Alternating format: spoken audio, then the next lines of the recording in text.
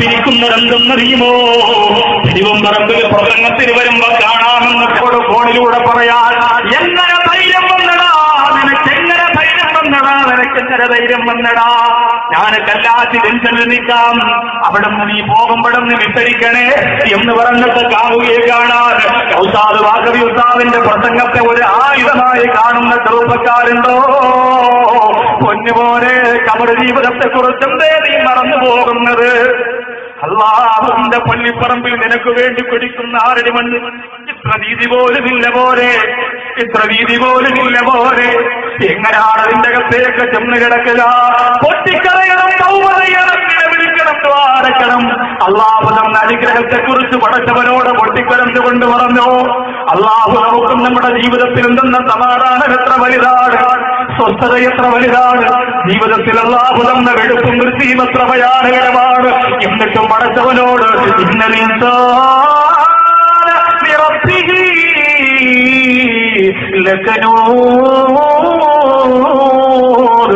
ഏറ്റവും വലിയ ഏറ്റവും വലിയ ഏറ്റവും വലിയ നന്ദികെട്ടവരായി മാറിപ്പോകാ. ആരോഗ്യം തന്ന ചെറുപ്പക്കാരാ നിനക്കെങ്ങനെ കഴിയുന്നത്? എന്റെ പെങ്ങളെ തൗബ ചെയ്യുക. ഇനി മുതൽ മരിക്കുന്നത് വരെ എന്റെ മൊബൈല് 5 പുരുഷന്മാർക്ക് മെസ്സേജ് അയക്കാന് കമന്റേക്കാന് ഉള്ളതല്ല. 14 കാരിക്കുന്ന് ഫേസ്ബുക്ക് ഉണ്ടല്ലോ. കുളിച്ചൊരുങ്ങി സുന്ദരിയായി നിലക്കണ്ണാടിയുടെ മുന്നിൽ ഒളിങ്ങി നിന്നിട്ട് മൊബൈലിന്റെ അകത്തേക്ക് ഫോട്ടോയിടുന്ന പെണ്ണേ, എത്ര ആളുകളാ കമന്റ് അയക്കുന്നത്, എത്ര ആളുകളാ ലൈക്കടിക്കുന്നത്, എത്ര ചെറുപ്പക്കാരാ ഷെയർ ചെയ്യുന്നത്. മോനെ അപകടം തന്നെയാ, അപകടം തന്നെയാ. പൊട്ടിക്കരഞ്ഞോ എന്ന് പ്രിയപ്പെട്ട ചെറുപ്പക്കാരാ, മനസ്സു വേദനിക്കട്ടെ. നീ കാരണം എത്ര പേരാ ആറാമ ചെയ്തത്? നീ വാട്സപ്പിലൂടെ അയച്ചു കൊടുത്ത ആറാം എത്ര പേരാ കണ്ടുപോയത്? നീ കാരണം എത്ര കൂളുപ്പിന്റെ കാസറ്റുകളാ നിന്റെ നാട്ടിലുള്ള ചെറുപ്പക്കാര് കണ്ടുപോയത്? പൊന്നുമോനെ, അല്ലാഹു തരുന്ന അല്ലാഹുവാക നിനക്ക് കഴിയുമോ ചെറുപ്പക്കാരാ? നിനക്ക് കഴിയുമോ സഹോദരാ? ഞാൻ കുറച്ചു ദിവസം കൊണ്ട് എന്റെ നാവിനടിയിൽ ചെറിയ ഒരു പൊക്കല് വന്നപ്പോ, ഒരു ചെറിയ ഉണ്ണി വന്നപ്പോ ഭക്ഷണം കഴിക്കാൻ കഴിയുന്നില്ല. വാചകത്തോടെ ഭക്ഷണം വെച്ച് തകത്തേക്ക് ചവച്ചരച്ചിറക്കാൻ കഴിയുന്നില്ല.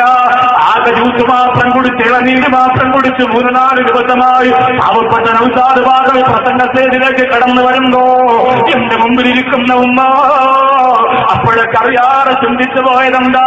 ചെറിയ ഒരു സൂചിക്കുത്തിന്റെ അളവില് നാവിന്റെ അടിയിൽ ചെറിയ ഒരു അപാകത അല്ലാഹു തന്നപ്പോ കഴിയുന്നില്ല റബ്ബേ.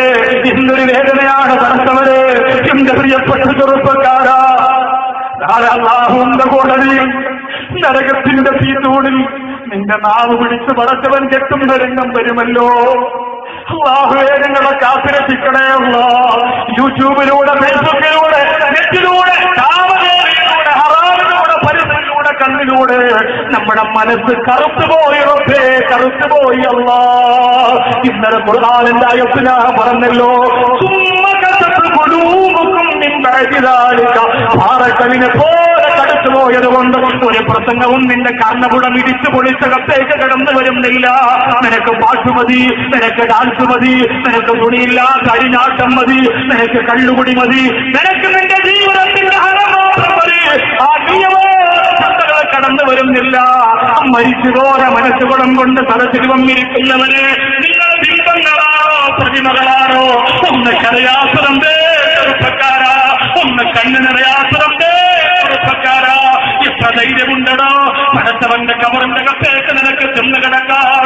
16 കാലം പോയില്ലേ, 17 കാലം പോയില്ലേ? ഇന്നലെ നാദാപുരത്ത് വാഹനാപകടത്തിൽ മരണപ്പെട്ട സഹോദരന് ദുആ ചെയ്യാം ഇവിടെയുള്ള ചെറുപ്പക്കാർ എഴുതിട്ടുന്നില്ലേ? കേവലം 16 വയസ്സ് മാത്രമല്ലേ? അങ്ങനെ എത്രയെത്ര ചെറുപ്പക്കാർ നിങ്ങളെ കണ്ടുപോയതാ. കൈ നഷ്ടപ്പെട്ട പോലെ, കാൽ നഷ്ടപ്പെട്ട പോലെ ചതഞ്ഞരഞ്ഞ് നിലവിളിച്ചവര് എന്തിനാ ചെറുപ്പക്കാരാ? ഞാൻ മാത്രമെന്ന് നിങ്ങളെ ആരോഗ്യത്തോടെ ജീവിച്ചിരിക്കണം. ആരാളിനെ പഠിപ്പിച്ചത്? ആരാളിനെ പഠിപ്പിച്ചത്? ഇന്നും മരിക്കുവോളമല്ലാഹു ഈ ആരോഗ്യം തരുമെന്നാരാ പൊന്നുമോനെ നിന്നോട് പറഞ്ഞത്? ഇന്ന് ബഹുമാനപ്പെട്ട ആരിസുവാക്കൽ ഉസ്താദ് ഞങ്ങളെല്ലാം ഇങ്ങോട്ട് വരുമ്പോ ഉസ്താദെ നിർബന്ധമായി കാണണം. നിങ്ങൾ എവിടെയാണെന്ന് കാണാം, നിങ്ങൾ എവിടെയാണെന്ന് കാണാം. ഞാൻ പറഞ്ഞ തിരക്കാണ്. 8:30 മണിക്ക് നാദാപുരത്ത് തിരുവമ്പറമ്പിലെത്താനുള്ള ഞാനിന് വഴിയെ നിൽക്കുന്നില്ല.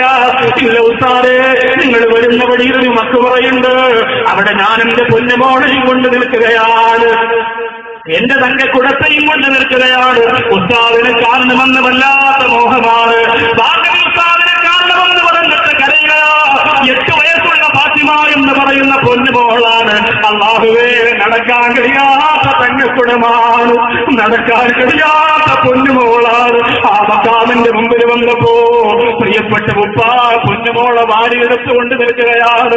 ഞാനും എന്റെ പ്രിയപ്പെട്ട സുഹൃത്തുക്കളും കൂടെ സംസവും അതീസും ശരീരവുമില്ല ആരും ഉസ്താദും ഞങ്ങളെല്ലാവരും കൂടി ഇറങ്ങി നിൽക്കുമ്പോ ആ പ്രിയപ്പെട്ട സഹോദരന്റെ കയ്യിൽ വെളുത്തു തൊടുത്ത റുമ്മാമ്പഴം പോലിരിക്കുന്ന സുന്ദരിയാറ് പെൺകുട്ടിയാണ്. അസ്സലാമു അലൈക്കും ഉസ്താദേ എന്ന് പറഞ്ഞ് കുഞ്ഞു കൈ ഇങ്ങോട്ട് നീട്ടിത്തരികയാണ്. ഒരു പെൺകുട്ടിക്ക് വേണ്ടി പൊട്ടിക്കരഞ്ഞത് കൊണ്ടിരിക്കുന്ന ഉസ്താദുമാക്കതിക്കരയാണ്. എന്റെ നാദാപുരത്ത് തിരുവമ്പറമ്പുകാരെ ഇനി വേറൊരു സംഭവം വേണ്ടല്ലോ. പൊട്ടിക്കരഞ്ഞുകൊണ്ടാ പൊന്നുപോലോട് സുഖമാണോ എന്ന് ചോദിച്ചപ്പോ നടക്കാൻ കഴിയില്ല ഉസ്താദേ, നടക്കാൻ കഴിയില്ല, എനിക്ക് നടക്കാൻ കഴിയില്ല, എന്റെ കാലിൽ വെച്ച് വെക്കാൻ കഴിയില്ല. ആ പ്രിയപ്പെട്ട പിതാവ് പറയുന്ന രക്തത്തിലൂടെ വല്ലാത്ത അസുഖം പടർന്നിരിക്കുകയാ. ഉസ്താദേ, നിങ്ങളെ കാണണമെന്ന് വല്ലാത്ത കൊതി പറഞ്ഞത് കൊണ്ട് കൊണ്ടുവന്നതോ. ആ പരിശുദ്ധ മക്കാവിന്റെ കവാടത്തിൽ പോയി നെഞ്ചു പൊട്ടിതുവാനെന്ന് സമയമില്ലാതെ ആ പൊന്നുപോലുള്ള 2 കവളത്തും താടിയിലും നെറ്റിയിലെ കെട്ടിപ്പിടിച്ച് മുത്തം കൊടുത്തിട്ട് അവിടുന്ന് സലാം പറഞ്ഞു വരുമ്പോ ഉസ്താദിന്റെ വീട്ടിലൊന്ന് വരുമോ, എനിക്ക് ഉസ്താദിന്റെ വീട്ടിലൊന്ന് വരണമെന്ന് പറഞ്ഞ് പൊട്ടിക്കരഞ്ഞ സ്നേഹം കൊണ്ട് തോൽപ്പിച്ചു പോലെ പൊന്നുമോളെ ഉപ്പ. ആ പൊന്നുമോളെ ഉപ്പയുടെ അവസ്ഥ തിരുവനന്തപുരത്തിലെ ചെറുപ്പക്കാരോ, പിന്നെ നീ കള്ളുകുടിക്കൂലടോ, പിന്നെ എന്നും നിനക്ക് നിസ്കാരമോ, പിന്നെ എന്നും നിനക്ക് പ്രാർത്ഥനയോ.